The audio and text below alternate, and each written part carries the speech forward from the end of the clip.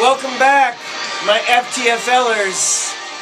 It is the FTFL Weekly Update. I am Brett Sieber, owner of the Macho Madness, although after the first 2 weeks, not going to lie, there's a little bit of macho sadness.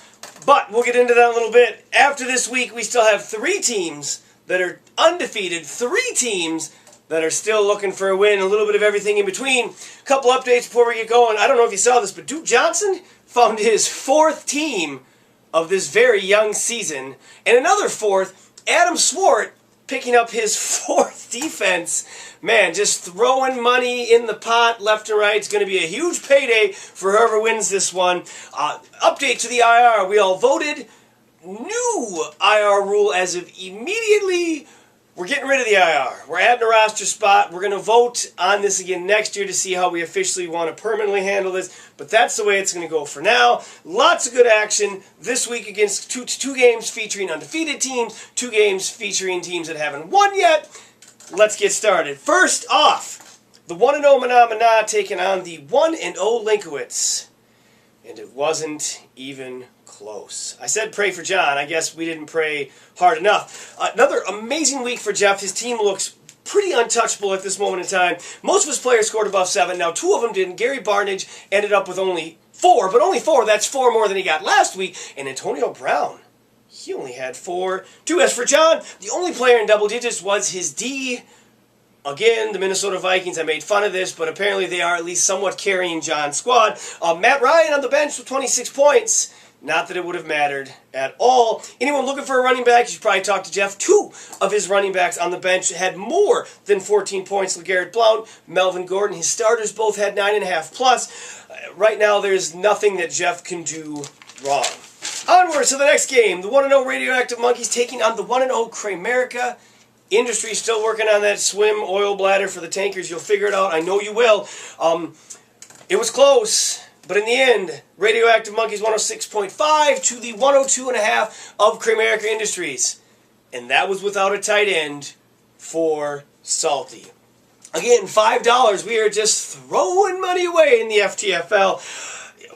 Without his tight end, other guys picked up the slack. The very first edition of the Cam Newton Buzzsaw, 36 points, and Old Man Forte, who I think we might hear a little bit more about later on in this update, big time carrying the team. And now those 2 guys, if they didn't show up, it was going to get sketchy because Doug Baldwin only had 1.5 and Crosby only had 2 points.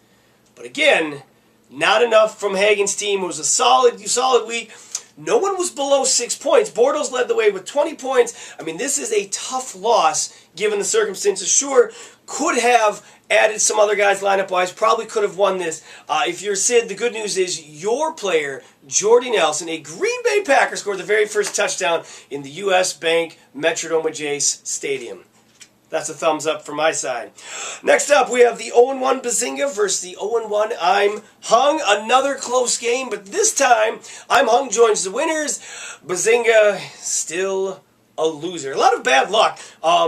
If you're I'm Hung, you got to be excited about the Phillip Rivers 36 points. I mean, I guess the Phillip Rivers buzzsaw coming through with all those points.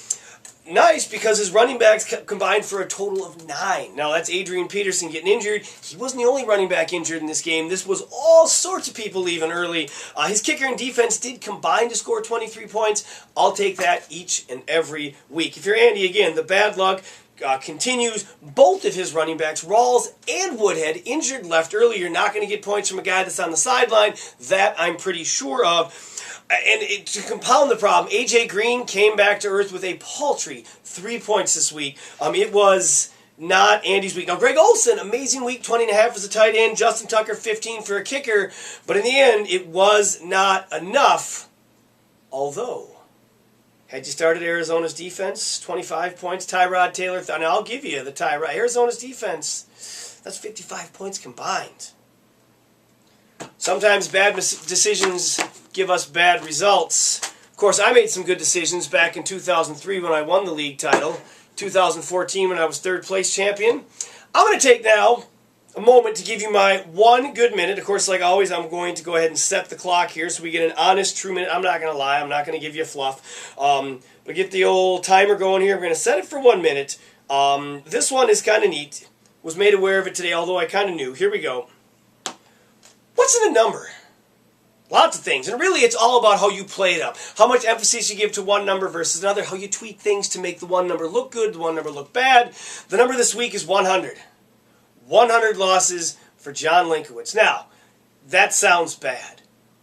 But I look at it, if you were able to accumulate 100 losses, man, that meant you have been part of a fantasy football league for a long time. Think about this. For the last 15 years, every Sunday in the fall, we're sitting down, we're watching football, we're sending texts to one another, giving each other a hard time. We get together for the draft, and we all come together. Well, most of us, not always all of us, but we get together, and we have fun there. And it's been 15 years of just continuing on all of that fun we had in college, staying in touch, and making sure that we're still a part of one another's lives. So yes, John Linkowitz, you may have 100 losses, and I think I'm going to have 100 probably next, but that's okay, because I think they were worth each and every one of them. That has been my 1 good minute.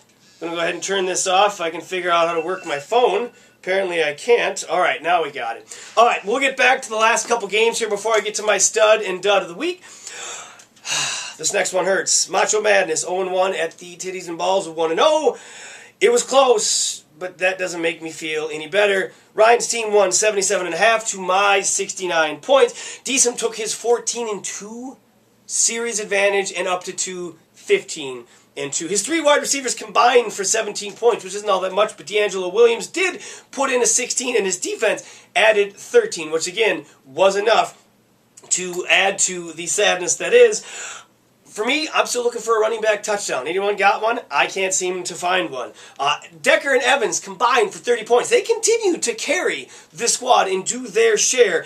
Let me tell you what, I'm waiting, and what I'm waiting for, Kobe Fleener. Hello, you were supposed to be better. And on top of it, another could've. Start the right guys, could've won. Could be 2-0 instead. I'll enter next week looking to get off the schneid. Oh, I totally skipped over the Architect versus Pac Attack. But then again, if you're Pac Attack, that's probably okay. With you, Architect came in at 0-1. Pac Attack came in at 0-1. Architect walks out the victor. Pac Attack leaves with all sorts of questions. Pac Attack had a great week. And that happens because he got his lineup in. Imagine that. Imagine that. Pair of wide receivers, Diggs and Kelvin Benjamin, both over 20 points. Again, that's tough to beat. 19 points from Ganoa's kicker. Yeah, he had the highest score this week at 107, and it looked like it on paper. Of course it did, right? If you're Pac Attack, you had one guy in double digits. That was Breeze, and he had 10 points. An average of 5.5 points a player. That is not going to get it done. 50 points is the lowest score this week. Actually, lowest score of the season, really, too.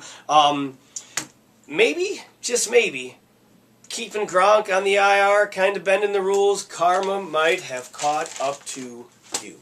All right, it's time now for our stud of the week. Now, it could have been Phillip Rivers or Cam Newton. Both had 36 points, but I give it this week to old man Matt Forte. Does that guy ever age? 30 carries, 100 yards, 3 touchdowns, 25 points. Huge for Salty, who, of course, again, didn't start a tight end. Mike McCarthy, if you happen to see this, 30 carries for Matt Forte. How about 30 carries for Ed Lacy? All right, enough of that. The dud of the week, Kobe Fleener.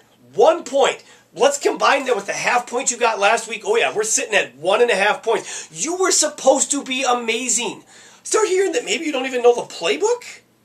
Dude, you went to Stanford. Figure it out, or you'll be the dud next week, and every week going forward.